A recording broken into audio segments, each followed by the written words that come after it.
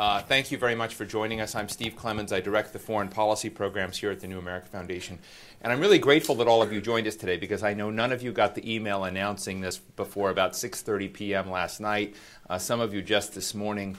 And I think it's a testament to, the issues of the day that what is happening in Iran is read as so important in so many other areas. I was recently in London at a program sponsored by Newsweek, the Princeton Project on National Security, and the Royal United Services Institute, and I had the pleasure and privilege of being on a panel with Sir Richard Dalton.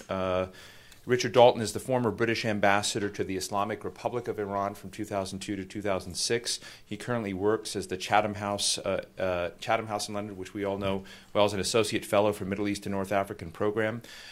He's a very distinguished ambassador, and ever since I sent this out last night, I've been sort of flooded with email from those who know him and respect his work.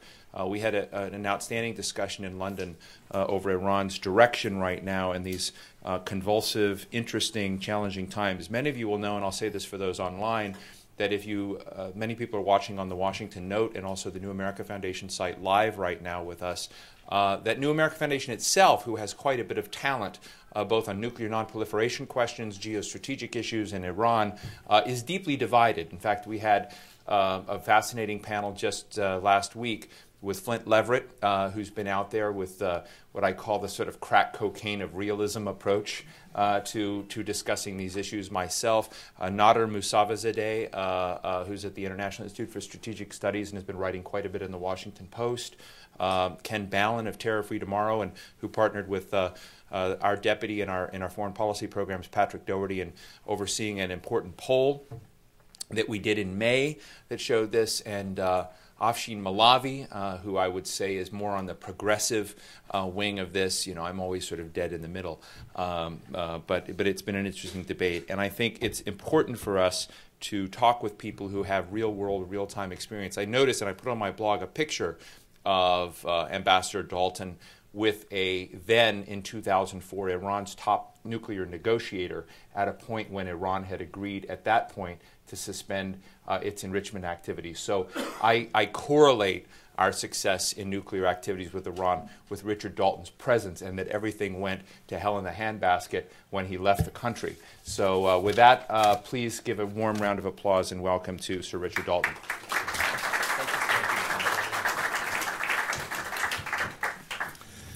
Well, thank you very much indeed for that introduction. Let's make this a discussion. I haven't a prepared text. I put together some notes. I hope it'll be interesting for you. I've got 7 things which I want to say in connection with the title which Steve gave me, which is Iran, What Matters Now? I'll say a little bit about the election, a little bit about what's maybe coming down the track in the way of political activity, something on the main actors and institutions. Then I'll talk about the future of Iranian government, try and answer some questions about the degree of internal stability, speculate on long-term changes that might have been set in train, and then finish on US, EU, UK P5+1 policy, particularly on the nuclear question. But must say right at the outset that I'm not predicting outcomes in things that I say. In a rather cautious way, I think that behoves all of us to speak in the present state of knowledge. I'm able, I think, to rank scenarios by likelihood. I think that's about as far as one can go at the moment. So I'm prepared to say what I think is most likely to happen, but it's not a prediction. Well, I had the disadvantage of not having been in Iran for 3 years, but the advantage of having been there for 3.5 years before that.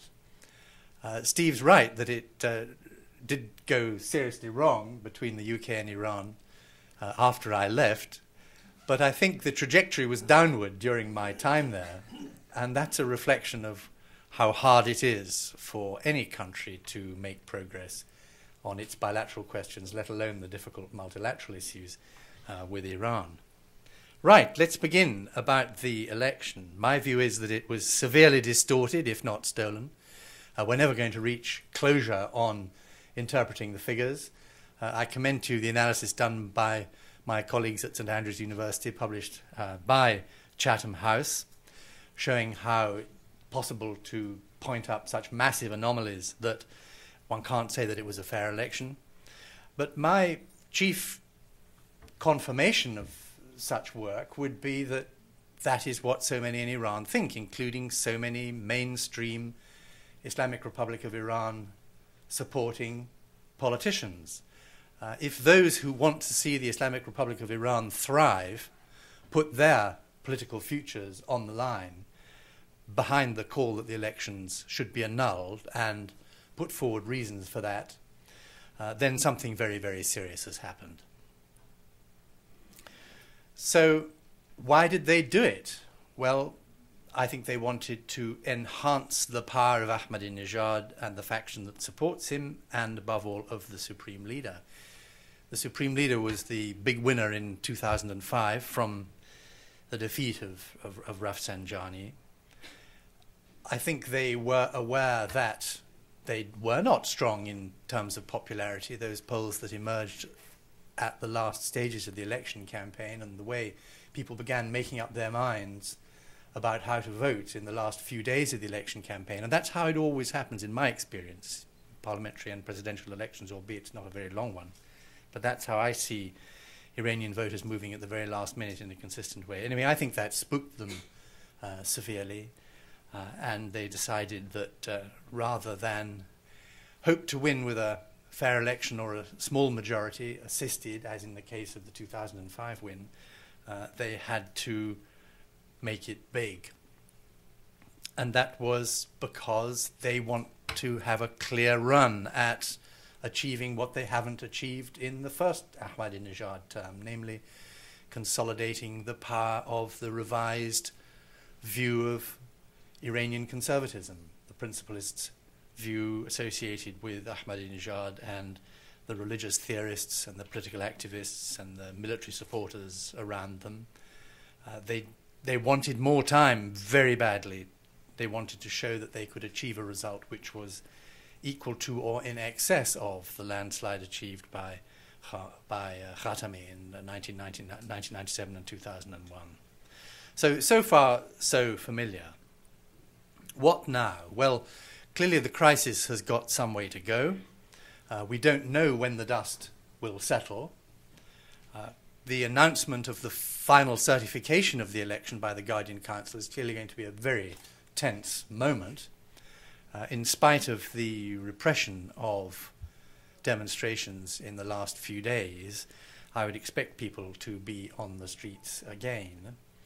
But I don't think there is any loss of will by the enforcers of the system to enforce the view that the law must be respected and that protests against the election results are illegal.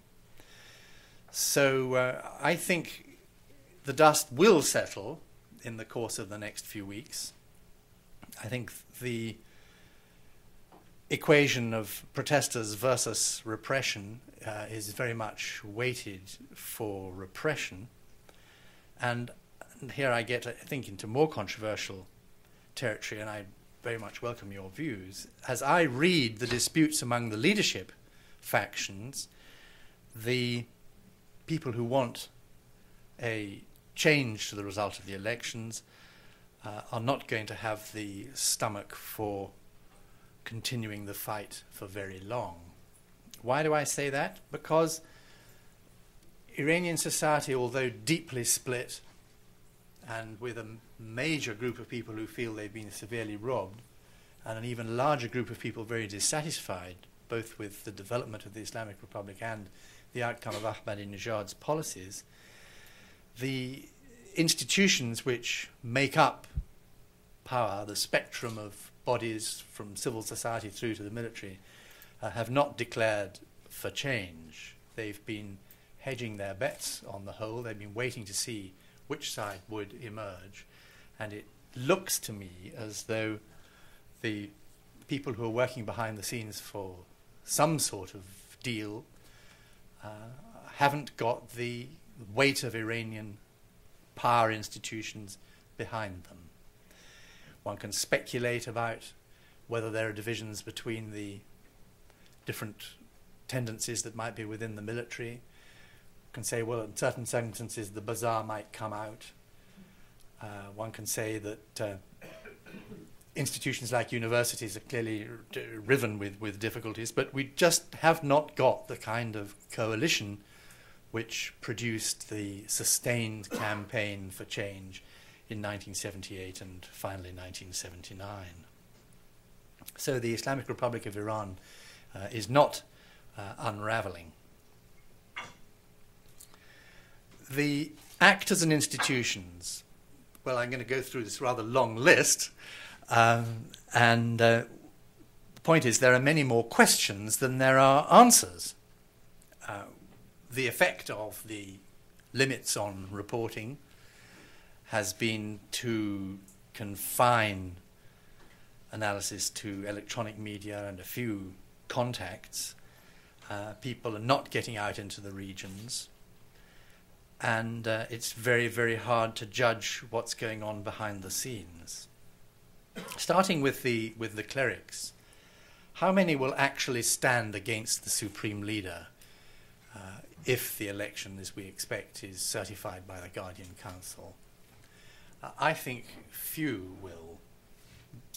They may be highly uneasy about a victory for Ahmadinejad, both on theoretical religious grounds and on practical political grounds, that this is not serving the Islamic Republic because it's not serving the people of Iran. But I think they will tend to say, let's have some kind of deal within the system to curb Ahmadinejad and get the place run better. I don't think they will move in a sufficiently large body to shift the Guardian Council, the Assembly of Experts, the military leaders towards Mousavi. I suspect they see Mousavi as a polarizing figure, that the voice of Grand Ayatollah Makarem Shirazi may represent the center of gravity. This is speculation, but what he said was, and to paraphrase the reports in the US press this morning, look, we've got to pull together. We need national unity. We need the opposition and the government to recognize that they're in the same boat. We need understanding. We need what the Palestinians used to call unification of the ranks. Now, he's not saying there the sorts of things that Ayatollah Montazeri is saying. Rafsanjani, as a major exponent of the clerical point of view, he hasn't been winning all his battles over the last 4 years since he was defeated in 2005, and even before that. I think the way in which economic policy developed is relevant here in trying to project forward what his political power currently is. If you remember, those of you who followed Iranian affairs, Iranian 5-year planning is supposed to be a technocratic exercise. And on the whole, it has been, until Ahmadinejad junked the manpower planning organization, the MPO, and politicized the way economic decision-taking is done. He did that over protests from middle-of-the-roaders, from Rafsanjani, and earlier Rafsanjani had got the Supreme Leader to sign up to a thing called the 20-year vision, which was guidelines for 5-year planning, a simpler and more comprehensible vision for the economic future of the country. And after Ahmadinejad had had his time in power to see how he was settling down, and after the period in which Khamenei had said to Rafsanjani, look, give him a chance, Rafsanjani said, well, really now it's time for the Expediency Council to exert itself on the economy and let's go back to the 20-year vision. But he wasn't actually able to make that stick in any way. despite the fact that doing so would have responded to the concerns of the Ayatollahs and other senior clerics that the revolution was being damaged by the failure to deliver tangible benefits to ordinary Iranians in terms of inflation, housing prices, and all the rest of the Iranian economic story. Now, if that's a valid estimate still of how Rafsanjani sits, he's too powerful to be ignored, to be set aside, hence the praise for him in Khamenei's Friday sermon a week ago as central to the revolution. But that's praise which conceals an ability to set aside his advice when it suits the predominant faction. The military. How militarized is the system now? Much comment on that. I'm sure you've read it. And how unified are they? Well, I don't know is the answer. Just because somebody was in the IRGC and is now a governor or a minister doesn't mean that he is taking orders from a military command. He will have an affinity with people whom he has served with, and he will acknowledge the relevance to military matters of the current leadership of the IRGC. But as with Ghalibaf, for example, as with others who've staked out independent territory, in talking about increasing militarization, one shouldn't suggest that there's some kind of coherent military-run government emerging on the lines of military systems in Brazil or Turkey, for example. So, yes, many more ex-military people in positions of influence, but I'm inclined to think that they have not developed a wholly coherent view or a wholly coherent grip of government institutions. We're still looking, in other words, at the Iran we know for so long, in which the chief institutions which jockey for position amongst themselves and which together, through some sort of osmosis and a mixture of ingredients which varies issue by issue to determine what the result is, that's the way Iran is going to be run in future. Are they willing to go on enforcing against street demonstrations if they were to get worse? My hunch is that the security forces are many-layered, that if one group had some officers in it or some men in it who didn't like what they were asked to do to their fellow citizens, that others would be found who could do the job for them. Much depends on the nature of the demonstrations, of course, and all bets would be off. It really became a nationwide phenomenon. Parliament and Larijani. Well, this is going to be a really interesting story because Ahmadinejad has never controlled the Majlis. The Majlis, as one of the centres of power in the country, is going to be a problem for him. There are going to be a lot of seriously aggrieved principalists, people who believe ardently in the Islamic Republic and have no wish to be labelled as reformists, but who think that the election was flawed and who don't like the sorts of policies, the prospect of continuity of those policies. And they are going to be presented in August with a government that cannot take up the reins of power until the Majlis approves it. So how's that dynamic going to play out? Well, I suspect that Larijani's second stage, if you remember, to begin with, he seemed to be tucking in behind Khamenei, but more recently he's been more overtly critical of aspects of the way developments have gone.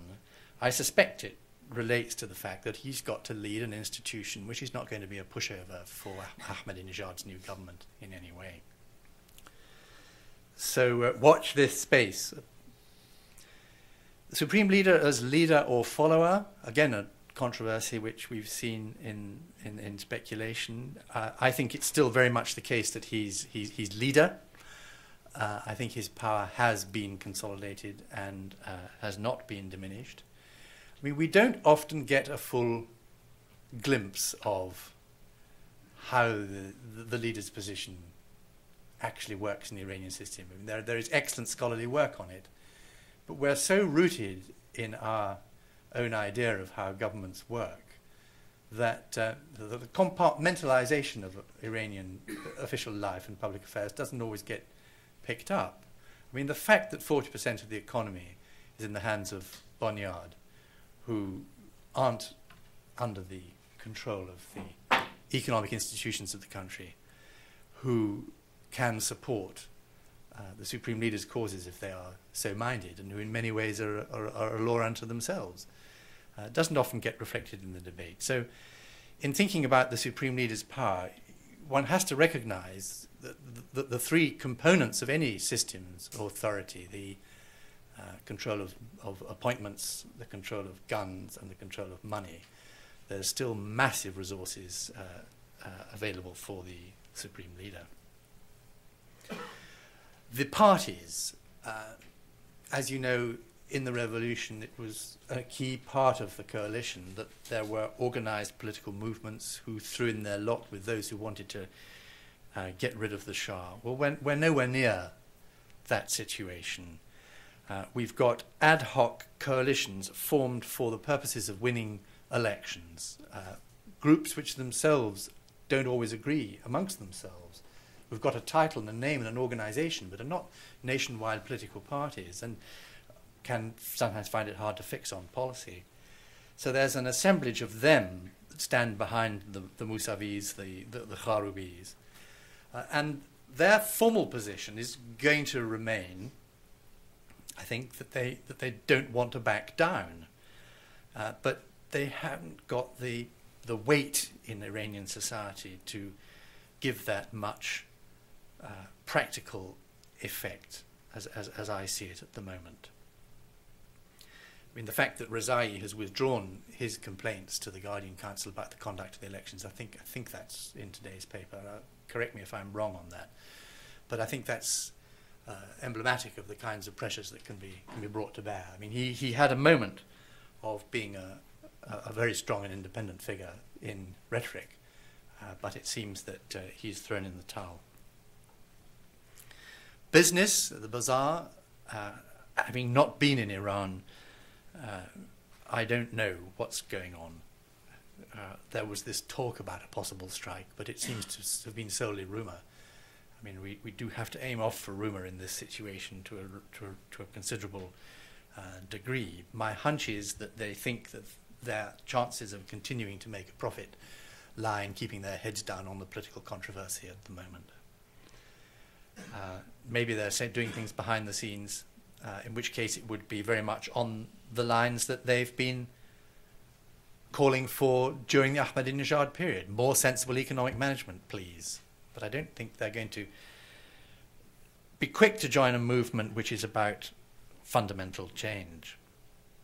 Civil society, well, there's two kinds here. There's the civil society represented by people who support the reform movement, who aren't always within the fold of official institutions, and then there's civil society more broadly interpreted, the universities, the innumerable organizations to support people within society that have to have licenses and are often close to particular ministries. An important potential source of influence within the political world of Iran, but again have been very quiet. So, bearing in mind that all that's very tentative, that's how I see the current situation of the main actors and institutions in this drama. A word to finish this section on the experts' assembly. Clearly, as an elected body, chaired by Rafsanjani, it's got some autonomy. It's a serious body of men. There are enough of them for there to be a diversity of opinion. And they're responsive to a degree. I mean, they owe their position not just to patronage, but also to what's happening amongst the people. And I expect they're listening.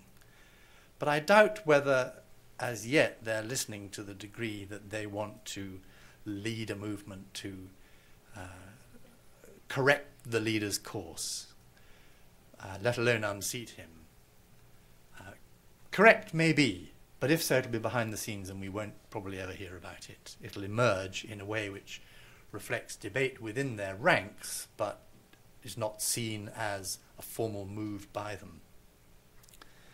But I'll get on to what the scenarios are next. Now, if I'm right to discount for the present any fundamental shift in the balance of power and in the Constitution, for example, a severe trammeling of the role of the Supreme Leader, then we're left with three scenarios. One, isn't it intriguing how scenarios often end up with two that are unlikely and one in the middle? But to start with the unlikely ones, change, but under the leadership of Khamenei and Ahmadinejad. By this I mean a kind of, we got it wrong, we must be more accountable, moving to the position which maybe Khatami might have got to had his moves to eliminate screening, approbatory supervision of candidatures, or strengthening the powers of the president.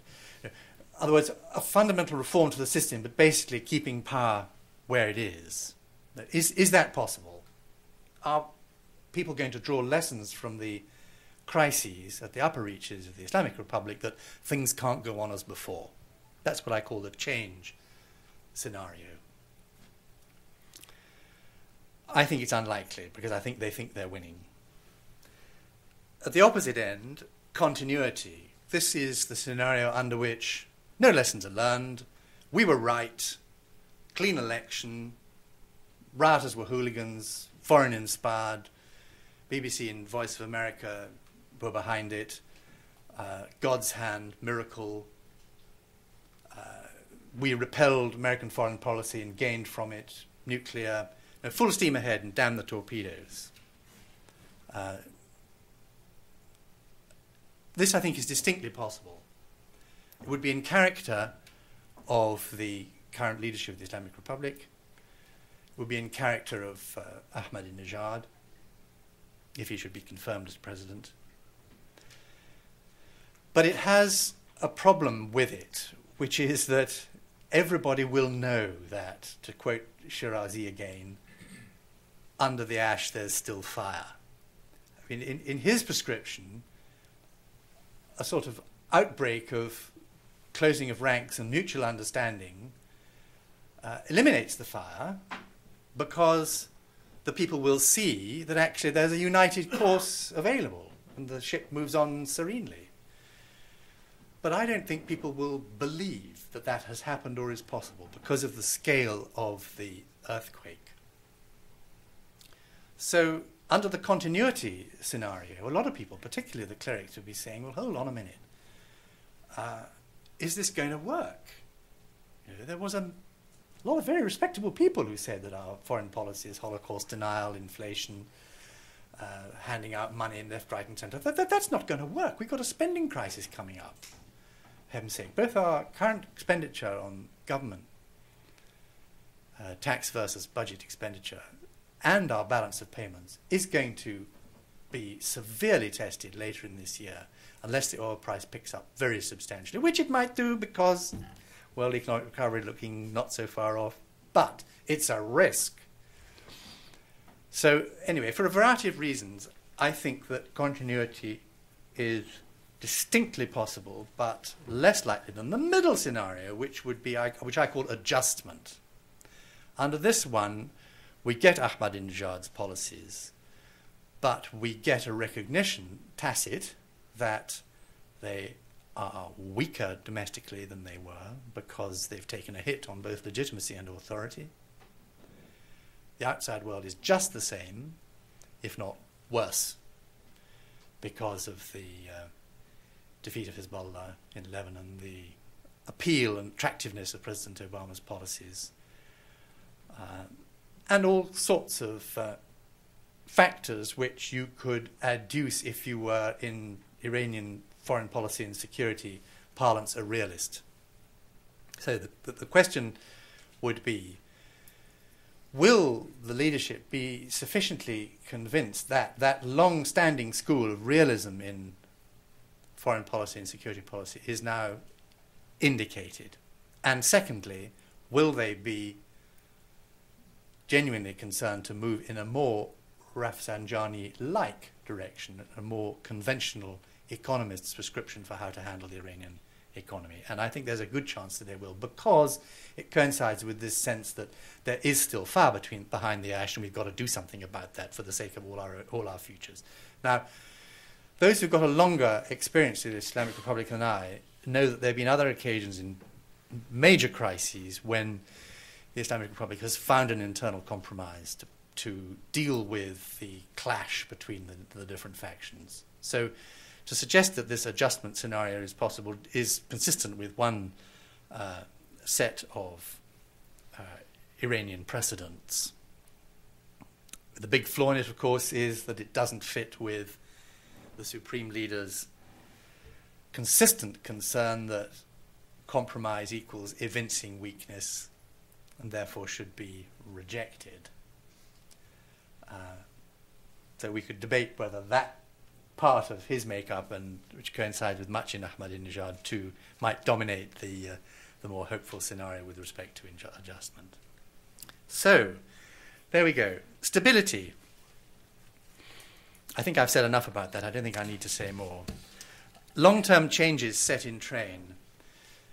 As I said, legitimacy and authority of the system weakened, not fatally. I think the horizon for change has been brought forward. I mean, fundamental change. I can't believe that the Islamic Republic will look exactly like it does now in X years' time. I think, insofar as it's possible, talk about these things, X is a bit closer as a result of these events than it was, but I'm not going to put any precise figure of years on it. That would be daft. I think the one or two quotations here. Montazeri: if Iranians cannot talk about their legitimate rights at peaceful gatherings and are instead suppressed, complexities will build up which could possibly uproot the foundations of the government, no matter how powerful. That coincides with things that Khatami said on the 21st of June. He talked about the distancing of the regime from the people, the effect of closing the door to civil protest. His interest, as you know, is in asserting that the revolution belongs to the people rather than the minority who believe they know what's right for the people because they know what God wants. So I think this is very real, but it doesn't change much with respect to how the outside world should work with Iran. The old dichotomy back in the 90s, the Europeans think the Islamic Republic is pretty safe for itself, so therefore we better work through constructive engagement to see how we can advance our interests and theirs, versus a neocon view that Iran was right to collapse. I mean, there's no point in trying to revive that debate. You know, for the period in which policymakers in our countries have to work, the Islamic Republic is there. It's what you have to deal with. You can't put off tackling the very difficult issues which the US administration, for one, wants to tackle on the grounds that something fundamental is stirring. We just have to wait for it. So, policy. I must just wave this, which was the report which I edited for Chatham House, Iran breaking the nuclear deadlock last November. Very recognizable to many in the United States, in Carnegie, Brookings, Council for Foreign Relations, a similar set of ideas. And of course, insofar as analysts like that put it all down in paper, they're very pleased to see that that's where the administration now is. It's all about reducing the risks. There's no absolute guarantee that Iran won't become a nuclear weapons state. It's all about doing our best to ensure that in future Iran becomes a constructive member of the international community. No magic bullets. And of course, it's just got harder to pull it off. It was always going to be extremely hard, but it's harder, maybe more hard in the short term than it is in the long term. Harder in the short term because the wall of distrust is even higher. We can see that in the exchange between President Obama and Ahmadinejad in the last few days. One shouldn't be too affected by Ahmadinejad saying what is there left to talk about. Note that he did not say we are not going to talk to the United States. It's still such a political prize to continue the favorable development of US policy as Iran sees it, that he is not going to close off his options at this stage. He's clearly not been instructed to do so, and such signals as I've received from Iranians show that they're in the same mode and likely to be in the same mode after the formation of the new government as they were before, i.e. very cautious, very suspicious, but not going to refuse the hand. They're going to take it one finger at a time and see how it feels. So although we don't know whether the realist school, which is the one which might be more favourable to some form of progressive deal in the long term, whether it'll survive, will it emerge strengthened, I think those are reasonably useful ways of suspecting what the future is. So, is it possible to do business with Iran now? It's clearly going to be easier under continuity, the option that I beg your pardon, easier under the adjustment scenario which I put forward, but I do think that it's going to be possible even under the continuity scenario. My advice, clearly unity. The G8 statement is a classic example. Keeping Russia and China on board and in step is absolutely vital. No absolute deadlines. I don't believe President Obama has set one for the end of the year, and that's likely to be extended if the negotiations do begin, and there'd be no harm in that. A US envoy of the highest possible standing and credibility to actually conduct the talks if they get that far. I would be very hesitant about thinking that additional pressures could be any good at this stage. We could get onto what's happening in Congress later if you wish. Stick to international law on the matter of the use of force, and stay the course. That would be my suggestions for policymakers at this stage. So I'll leave it at that, Steve. Thank you very much, Richard. Thank you for a very lucid and terrific expose of the scenarios. I want to open up for the discussion we have, but let me just ask you just two quick things and maybe just have quick responses. You know so many of the elites in Iran.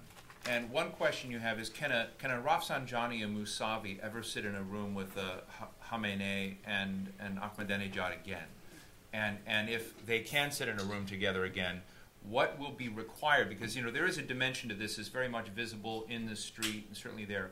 But the real rift is sort of in the, as you pointed out, among these elites. And so part of it is what kind of architectural adjustments need to be made to make that happen. And then secondly, on the engagement scenario, there's a friend of mine in the audience who works with General Brent Scowcroft, and I've been sort of on MSNBC saying, that Obama at some point is going to have to pull a Scowcroft, meaning he's going to, like after Tiananmen, send an envoy or have some connection to basically deal with.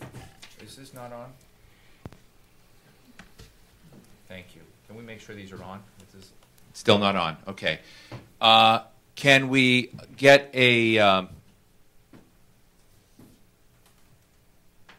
What would you recommend by way of timing, given your long diplomatic service, when someone looks beyond the moment and the emotion of the day and says, there are larger, broader, strategic concerns that we have that need to be met, and oh, by the way, when you even look at Ahmadinejad's supporters in the polls that we were looking at in other polls, they wanted a bulldog approach to achieving deal-making, but they wanted deal-making with the West as much as the reformers did. So there's an overwhelming support inside Iran, at least among the body politic, for at least a deal-making negotiations process with the United States and Europe. So how about those two, and then I'd be happy to open up to anyone else. What will happen to Mousavi? I mean, I think he'll go back into retirement. I mean, not that he was fully retired, but he wasn't an active politician. He was an NGO come civil society politician plus backroom senior advisor through the Experts Assembly and elsewhere. But I don't think under either my continuity or my adjustment scenarios, Mousavi is going to have to sit in the same room as Khamenei. Okay. I didn't really understand the second question. The second question is, because I was interrupted by this microphone, probably wasn't as clearly as I... After Tiananmen, President Bush sent Brent Scowcroft privately on a secret trip to restore, reorder, and to make sure that the Chinese knew that the fundamental strategic direction and the hopes that the administration had would be continued. Yes. It was, at that moment, politically unpalatable for a lot of people. In my view, promoting engagement, and because I happen to be one who thinks that while my colleague Flint Leverett has been, somewhat on the brutish side of realism, I also share with him the fact that the way that changed gravity in the way the world is going right now, you've got to somehow figure out as best you can a way to preempt Iran's acquisition of nuclear weapons. That's a priority of the highest order. So as you move down that course, at what point does Obama move beyond the emotion of the day to create a George Bush, Scowcroft-like initiative to put things back on the strategic track? Well, that would be running. But as we're not even walking yet, it's an impossible question to answer. If it is indeed true that the administration has been seeking to address Khamenei, and there was a leak to that effect, I mean, that would be a good thing. But as I've written elsewhere, if in fact that doesn't happen yet, and the US administration is told to go through the front door, i.e. deal with the Ministry of Foreign Affairs like everybody else, then the United States is going to have to put up with that and do it and make the best of it. And maybe other channels of diplomacy would develop later when sufficient trust is developed and when questions of visibility of diplomacy between the United States and Iran have been solved. But I can't see it being possible to do that kind of a mission in the near future. Interesting. Yes, right here. I think there are two fundamental questions. A, what is in the best interest of Iranian people? Two, what can we do to play a constructive role in that direction, or at least do no harm? Okay. And I think perhaps, I don't know about BBC Persian, but I know that VOA Persian plays an extremely destructive role, even criminally so, by exacerbating conflict where what is ultimately in the interest of Iranian people is national reconciliation. And what we need is a government of national reconciliation. Thank you. Let me take another question. Dmitry? My name is Dmitry Novik. I have this question. Why not to return to Kennan-style approach? Kennan style? Yes. Because Iran as a regime is gravely ill. It will be absolute. No one can say when precisely, but it's finished. It's the start of ending. Well, let me ask the audience to pose questions rather than make comments at this point. So I appreciate people's perspectives, but this is a good opportunity to pose questions to someone. So we get it, and Ambassador Dalton, maybe we want to come back. What is the question, please? Question is, why not to use Kennan approach? Kennan approach means contain Iran until its own problems lead to its collapse. Right, isolation. Yes. Let me go back here to the very back, and then we'll go to here. And can I ask for one question of the three you have, and someone actually pose a question? That would be helpful. Sorry, Steve, I don't want to disappoint you, but I do have to... I'm going to cut you off if you don't. You can cut me off. Yeah. Okay, well, yeah.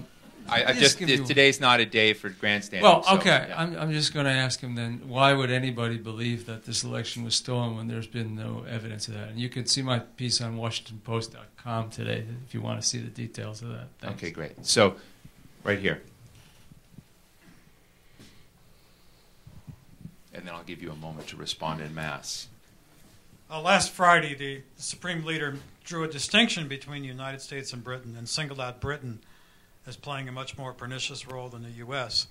To what do you attribute that? Thank you. So, question, Okay, election holding, containment. Okay, great. I've got 4 good questions there. Yes, national reconciliation. Obviously, that should be something which we want. And if it can happen, it'll happen as a result of the efforts of the Iranians themselves. But in commenting on Iranian affairs, there's no reason to hold back on the kind of standards which we would use in commenting on the affairs of any other country. I mean, we're still in an era in which the question of civil and political rights as a branch of human rights is a legitimate subject for comment from one nation to another. So I don't say that I know that the election was stolen. I say that it was severely distorted, if not stolen, and I rely on there being supporting evidence for that, insofar as the facts are available, which of course is only to a limited degree, partly because the observers were kept from doing their job, the Iranian observers. But I also rest my assertions on the beliefs of people who intimately support the Islamic Republic itself. But on the role of foreign broadcasters, I think what motivates people in Iran politically is exactly the same as what motivates them in our countries, namely beliefs and feelings in here and in here.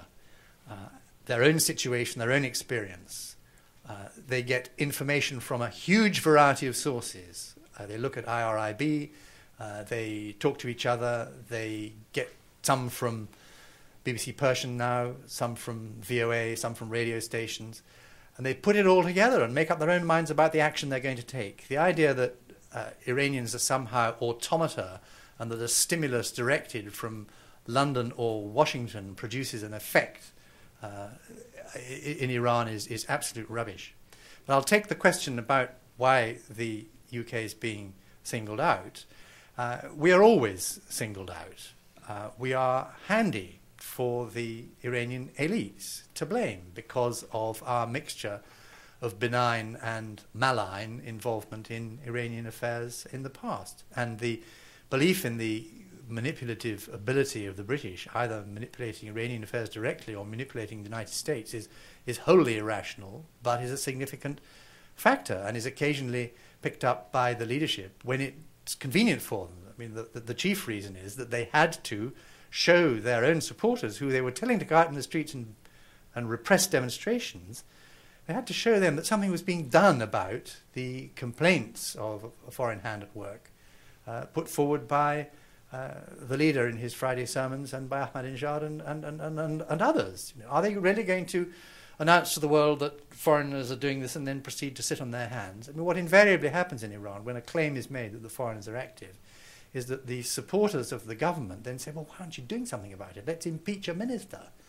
And Kharazi went through this on many occasions in my time.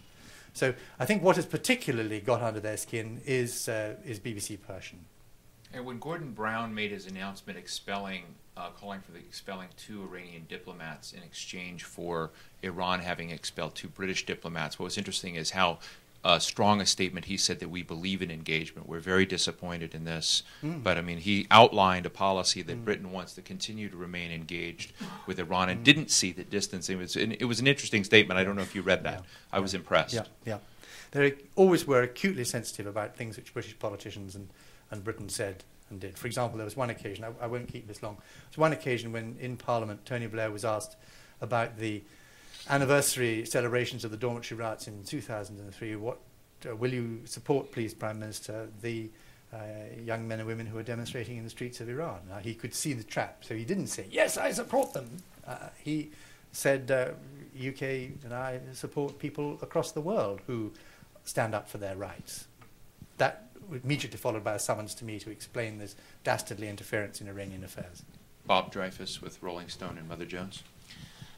And The Nation. And The Nation. The Nation sent me to Iran. Thank you for your reporting. I just got, you read it, that's good A to lot know. of it, yes.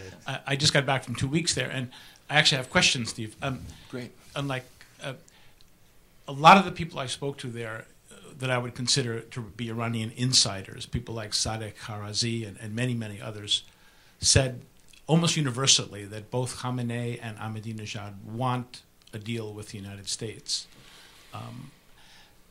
I was wondering if you could tell me what are the conflicting pressures on them that would be for and against their making that kind of decision.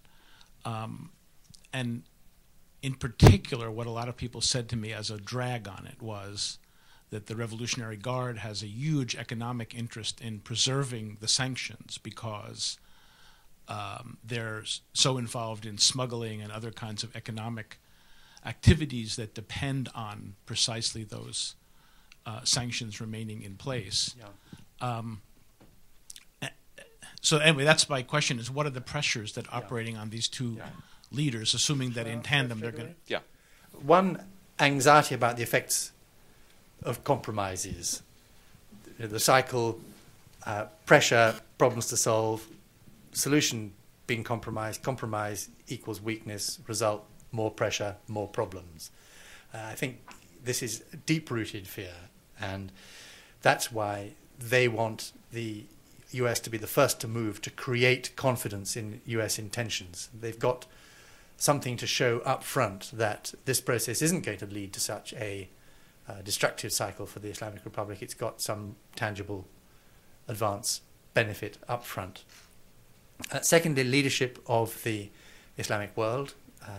The claim to be the vanguard in rolling back United States imperialism, godlessness, Western culture, rests in part on the purity, and the purity of the Islamic Republic rests on its refusal to do deals and in holding aloft a torch unsullied by impurities introduced by having to make compromises with these inherently destructive forces. So I think those are the two main factors. Ode and this, this gentleman, and then Ode Aberdeen. Oh, go ahead, please. Ali Mansiri with Washington Television. Just a quick question. In terms of power, what role do you think the Revolutionary Guards play in Iran's future? I tried to answer that. I think that they are not a state within a state. I think they are one of the crucial centers of power. I would list the others as the Supreme Leaders Organization, the bazaar in its broad meaning, of course, Parliament, the clerics, the street, civil society. Those are the main ones. And obviously, in a crisis, the importance of people who are allied to the security forces, who have the ultimate weapon, is particularly important. And they are very close to the vision of the Supreme Leader at the high levels of their leadership. Could I answer the containment question? Because I think it is very important. The reason is that why my government and all the others for 6 years now have been stuck into this question of trying to negotiate on the nuclear matter is that the future of the Non-Proliferation Treaty and of the potential dissemination of nuclear weapons in the Middle East is crucial for long-term security, and that problem can't wait. And I would say the same of the other areas in which tensions and misunderstandings between Iran and other countries, including European Union and the United States, are vital. Middle East peace process, the future of Lebanon, what happens in Gaza, Iraq, Afghanistan. This agenda is too important to ignore. And we have no better option for trying to advance the interests of that group of countries, let alone the interests of the people of those places, which is ultimately far more important, than pursuing the diplomatic track. Simply waiting for internal contradictions to produce an improved government would be far too full of unacceptable risks for me to be able to advocate it. Thank you. Ode? Mr. Ambassador, if the crisis drags on for 2 more months, 3 Yes. more months, what's the impact on U.S.-Iranian dialogue? will that delay discussions? I think on both sides, the interest in pursuing that dialogue will emerge intact. But depending on how serious the crisis is over the next few months, the timetable is going to be extended. And I tried to indicate in my main remarks that I don't think that's a tragedy. I don't believe that the process of review, which President Obama would like in December, is meant to be a deadline. And if that review cannot actually take place till next April, I wouldn't see that as severely impugning US or European or anyone else's interests either. You have a question? Yeah, sure. Great. Yeah, yeah.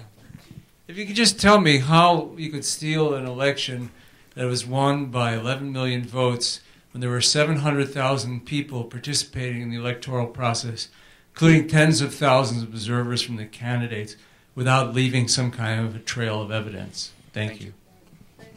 I'm not an expert in that, so I can't give you a comprehensive reply, but I think there's plenty been published to support the contention of the losing candidates that it was either severely distorted or stolen. Well, I mean, can I just say? I mean, I understand that there are views out there, but having done Iran events all week and having been engaged in this, and there is a lot of people with angles, and I respect those perspectives. But I do want to call for just respect. We have someone here that is. But I'll give you my own response on this because it is something where my colleague Flint Leverett largely agrees with you, and he did very early. Where I disagree with Flint definitively is that Flint didn't. Flint said that Mr. Mousavi would be walking back very quickly. Didn't quite happen on the schedule. Flint also said didn't recognize that even with these disputed so-called 3 million 3 million votes that may have had folks with levels of voting that were inconsistent with others. There are a lot of issues that even the Guardian Council has already recognized has been there, but none of those people who called this early recognized those either. We were part of a poll that very clearly showed in May a tilt towards Ahmadinejad that missed the entire surge of support that we saw very visibly along other areas. So we have a foot in both camps. And having seen this, I think the dispute at this point, frankly, and this is Steve Clements' statement, is stupid in the sense that it's not an issue if the people themselves are out in the streets in mass protest.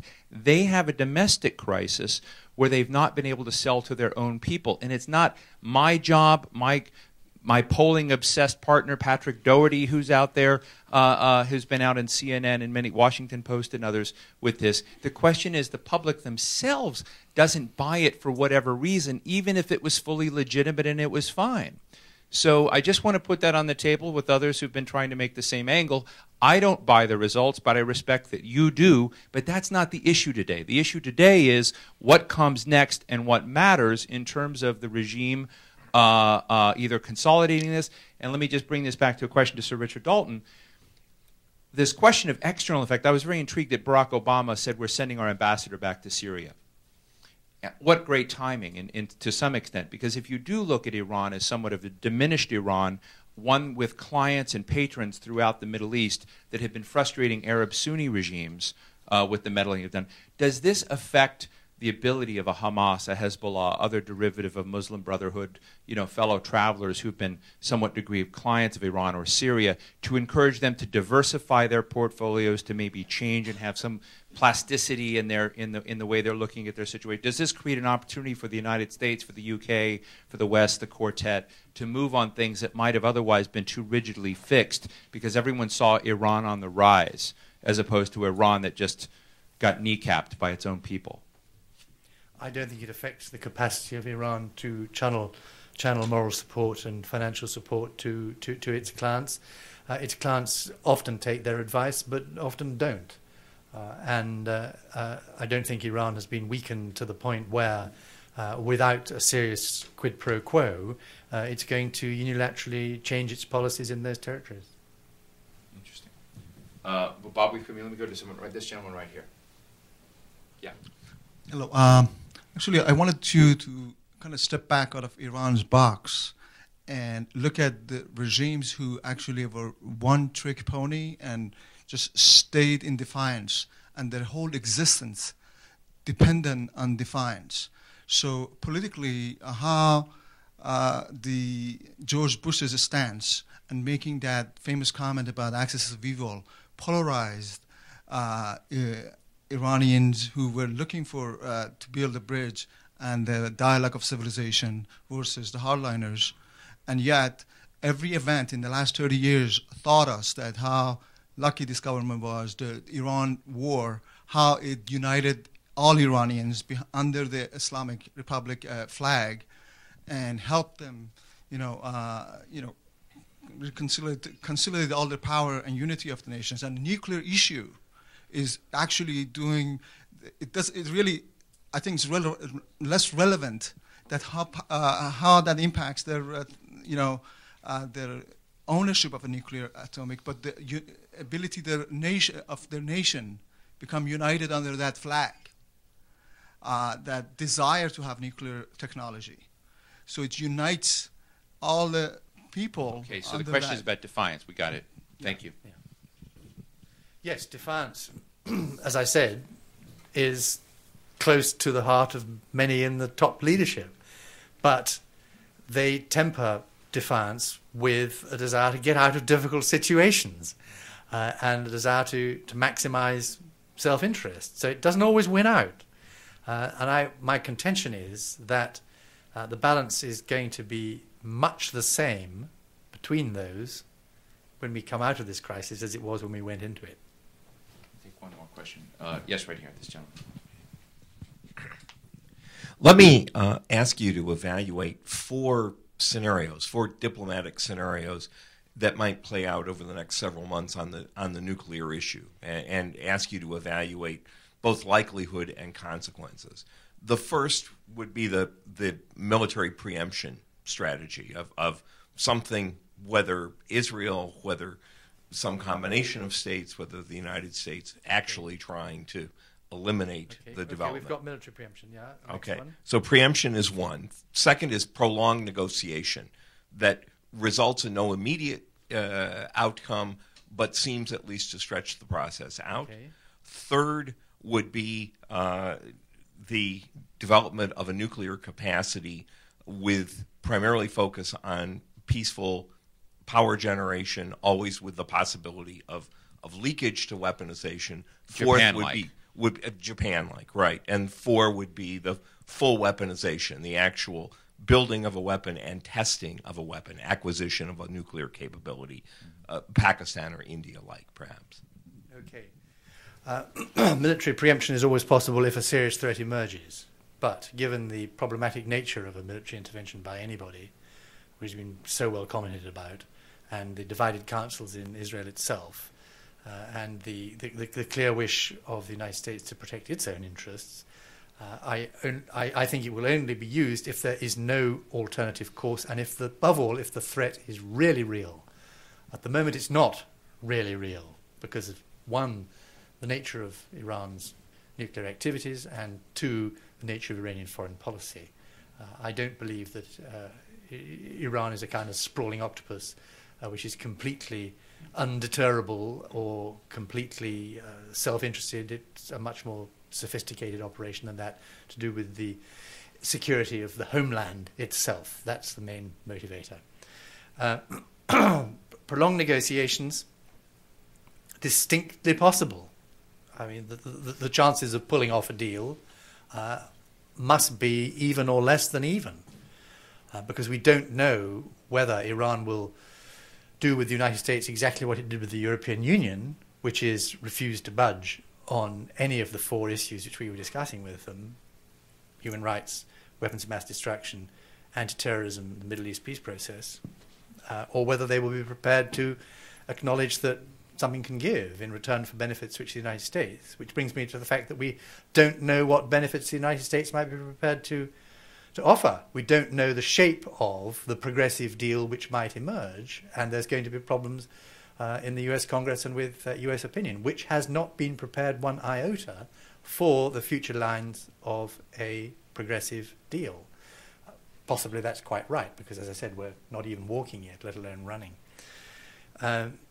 Nuclear capacity, the Japan possibility, I think this is highly likely. I think it can be consolidated through negotiation. I think it is more likely than full weaponization, if you're looking at the scenarios, because Iran is well aware of what the consequences of full weaponization would be. It would mean that there was a definable threat, which has been declared by certain countries to be unacceptable, and I happen to believe that those countries mean what they say. So I think that what we're hoping for is civil nuclear capacity combined with assurances of non-weaponization that are credible. What I say in here is that whatever options you're looking at for proceeding to that aim, there are no guarantees. We're talking about managing risks, but it's still that the diplomatic track is the best way of managing those risks. So, Richard, is this pamphlet, Iran Breaking the Nuclear Deadlock, downloadable from the Chatham House website? It's on PDF on the Chatham House website. So I recommend that people go to chathamhouse.org.uk, particularly for those people online now. Edited by Richard Dalton, Iran Breaking the Nuclear Deadlock. That was a great question to end on and a great survey of issues. I know there are other questions, but we've already overstepped the hour that Ambassador Dalton was willing to give us today. Tomorrow morning on Washington Journal C-SPAN, Richard Dalton will be on there from 7 a.m. to 7:45 a.m. If you'd like to ask more questions on the various Republican line, Independent line, and Democratic line that they have on the show, Rob Harleston, our good friend, will be moderating that program. But I want to thank everyone, and I also want to make a comment because I was pretty tough with the questioning when this has been a fascinating week. New America's been having this, and fully we have Flint Leverett, we have Patrick Doherty, Afshin Malavi, and many people are engaged in this debate. I also think that it's important for people to get back into a position of inquiry, asking these important questions, as these are important questions, but not just simply screaming more loudly positions they already hold, which I see a lot of in Washington this week. But Ambassador Dalton, thank you so much for your time today. Thank you for being here.